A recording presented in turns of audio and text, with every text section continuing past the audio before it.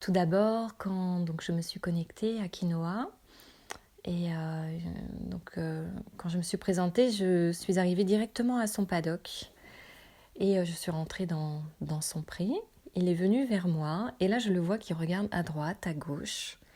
Et donc je me présente, je lui dis qui je suis, qu'est-ce que je fais, qu'est-ce que je suis venue faire aujourd'hui auprès de lui. Et je lui demande s'il est d'accord de communiquer avec moi. Il me dit oui. Il dit mais d'où tu viens? Je t'ai pas vu arriver. Donc effectivement, c'est rigolo parce qu'il regarde encore à droite, à gauche. Il me dit, j'ai l'habitude de voir les personnes arriver, mais là, je ne t'ai pas vu arriver. Tu viens d'où? Et ça m'a fait rire parce que c'est la première fois que j'entends un cheval me dire ça. Et effectivement, je suis arrivée dans son pré. Je ne suis pas arrivée avant, en fait. Je n'ai pas pris le temps de marcher avant d'arriver. Je suis arrivée d'un seul coup dans son pré, mais c'était comme ça. Et je lui ai expliqué justement que je n'étais pas là physiquement, que là il pouvait me voir, mais c'est par un voyage d'esprit en fait. Que mon corps était chez moi et que j'étais là devant lui. C'était une communication intuitive. Donc il était déjà très curieux de ça. Et ensuite, donc je lui ai demandé de s'exprimer sur ce qu'il avait envie de dire. Donc là, il m'a montré des images de là où il était. Il m'a montré des images d'une femme qui rentre dans son paddock et qui vient pas forcément pour quinoa, mais qui vient travailler. Et, euh, et ça l'intéresse parce que justement, cette personne entre et puis le laisse faire un petit peu s'il a envie de venir vers elle ou pas. Et il aime cette liberté en fait. Elle vient, mais elle vient pas forcément pour moi. Donc il me montre cette personne. Et il me montre une autre personne qui vient et qui s'occupe de lui, qui le brosse, qui le touche. Voilà, il y a beaucoup plus proche. Et deux énergies complètement différentes, deux personnes complètement différentes. Mais il aime bien. Donc voilà, il me montre ces personnes qui viennent dans son pré. Il me montre également des images où il est tout seul, mais il y a des chevaux pas très loin, donc ça lui convient. Voilà. Et puis ensuite, je lui parle de ce que j'ai vu, de ce que j'ai perçu de lui au niveau euh, des sensations que j'ai pu percevoir, qu'il était peut-être un cheval guérisseur et qu'il émanait quelque chose parce que j'étais venue il n'y a pas très longtemps et j'ai fait donc la visite des lieux et j'ai rencontré chaque cheval et que quand je me suis retrouvée face à Quinoa, il y a eu quelque chose comme une attention particulière pour Quinoa. Donc je lui ai expliqué et puis je lui ai demandé si ça lui parlait. Et donc effectivement, ça lui parle. Il me dit que j'ai reconnu ce qu'il a à l'intérieur, de ce qu'il émane, mais qui est encore un peu camouflé, caché. Euh, donc je lui parle de chevaux guérisseurs. Est-ce que ça lui dit quelque chose? Il me dit qu'en effet, il fait partie de la famille des chevaux guérisseurs, qu'il y en a plusieurs et qu'il fait partie de cette famille. Et, euh, et il me montre des images qu'il est relié à une famille de chevaux qui sont ici sur Terre, mais aussi dans un autre plan, si je peux dire, parce que je vois d'autres chevaux aussi guérisseurs, mais ailleurs. Et en fait, c'est comme si qu'ils travaillaient tous ensemble en même temps. Alors j'ai pas tout compris, hein, notre mental ne peut pas tout comprendre, mais voilà les images que j'ai perçues. Et effectivement, il me dit qu'il fait partie de ces chevaux guérisseurs, qu'il a quelque chose à apporter à l'humain. Euh, il me dit qu'il n'a pas pu faire on va dire ce rôle entre guillemets avant, puisque c'est surtout l'humain qui s'est occupé de lui, l'humain qui a demandé qu'il fasse des choses. Et en fait, lui, c'est plutôt l'inverse. Lui, c'est plutôt lui qui doit faire des choses avec l'humain ou à l'humain. Et ça ne s'était pas présenté avant. Ça, il en a vraiment conscience de ça. Il essayait, mais ça ne se présentait pas. Euh, donc je lui ai demandé s'il était d'accord de... Alors tout d'abord, je lui ai expliqué tout ce que j'ai vu dans mes visions quand j'ai fait mes méditations. Cette table de massage au milieu de son paddock avec une personne dessus, où moi je suis autour de la personne à tourner dans un sens en faisant une pratique de soins et que j'avais vu justement quinoa marcher, voire même galoper autour de la personne, mais beaucoup plus large. Et je lui demande, est-ce que ça te parle, ces images? Donc là, il me montre qu'effectivement, à ce moment-là, on ouvre des portes.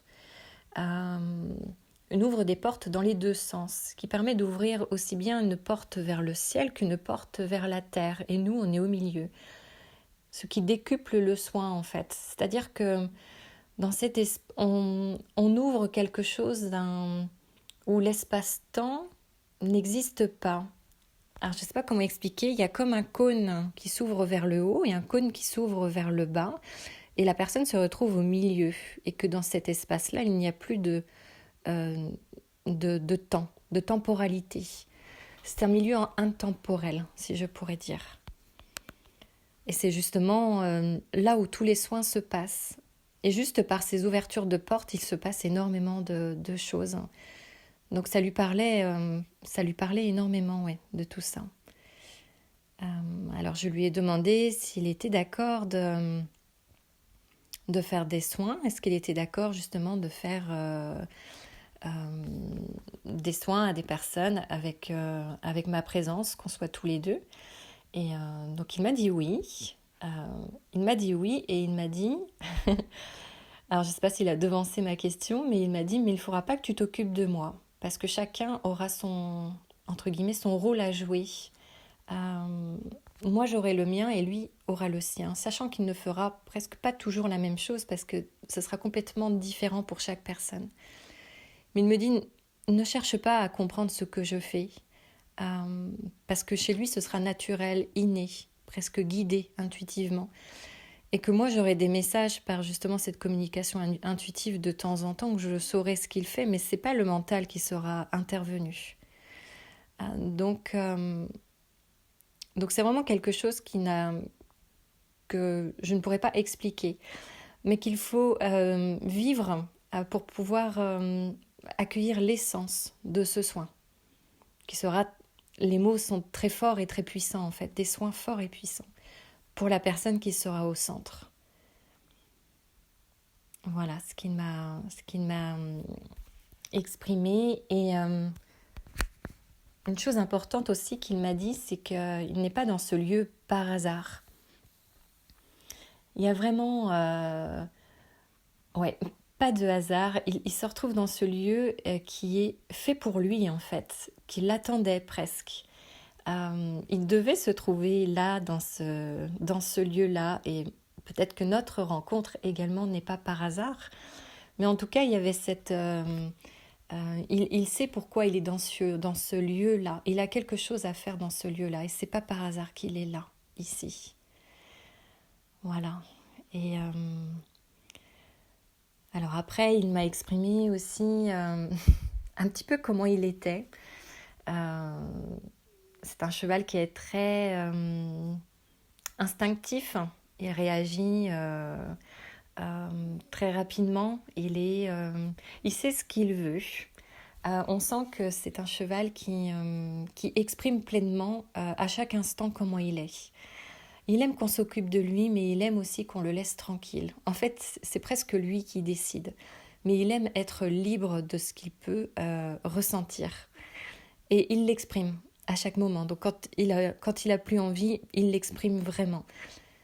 Après, il me montre que dans les soins, il sera complètement différent. Parce qu'il sera dans dans un autre état d'esprit, peut-être. Je sais pas, mais je ressens comme une sorte de sagesse à l'intérieur. Un cheval qui est pleinement lui-même dans ce qu'il doit être à cet instant-là, et très posé, avec beaucoup d'écoute, avec beaucoup de présence, vraiment une présence, mais une très très forte présence à ce moment-là. Parce que juste sa présence pourra faire énormément de choses.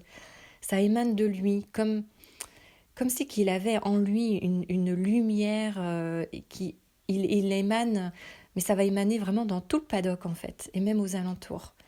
C'est, c'est comme le déploiement de ses ailes, vraiment quelque chose qui, ça y est, il peut émaner qui il est vraiment à l'intérieur de lui. Voilà. Et, euh, et ça, il le fera pleinement, pleinement bien puisque c'est inné. Ça fait partie de lui en fait. Et justement, il est là pour ça. Il est là pour apporter ça aux personnes. Et c'est pas les personnes qui doivent lui demander de faire des choses. Non, c'est lui qui fait des choses auprès des personnes. Et à la fin, donc, il m'a aussi parlé, alors je pense que c'est avec vous, Nathalie, euh, de, il aime quand vous êtes là, quand vous portez de l'attention pour lui, mais il aime aussi ne rien faire. Euh, il aime être juste là, être ensemble. Il aime vraiment la présence des humains, mais il aime apporter quelque chose à l'humain. Et il n'aime pas les contraintes, il n'aime pas le forcer à faire quelque chose. Ou ça fonctionne pas parce que c'est c'est pas juste à cet instant-là où il ne veut pas à cet instant-là. Il écoute vraiment pleinement en fait qui il est à l'intérieur à chaque fois. Il s'écoute tout simplement. Et il aime être tranquille, il aime être posé, il aime être auprès des personnes, mais qu'on lui demande pas forcément de faire quelque chose en fait. Euh, juste être là avec les personnes. Parce qu'il apporte énormément à chaque fois. Voilà, donc un petit message pour Nathalie de voilà, venir, passer du temps avec lui et, euh, et juste être là ensemble sans rien demander, sans rien vouloir faire, dans le ne rien faire, mais être ensemble et il se passe énormément de choses dans ce ne rien faire. Voilà, j'espère que je n'ai rien oublié de ce que j'ai perçu de la communication tout à l'heure. Voilà, mais je pense que c'est bon. Voilà, merci beaucoup.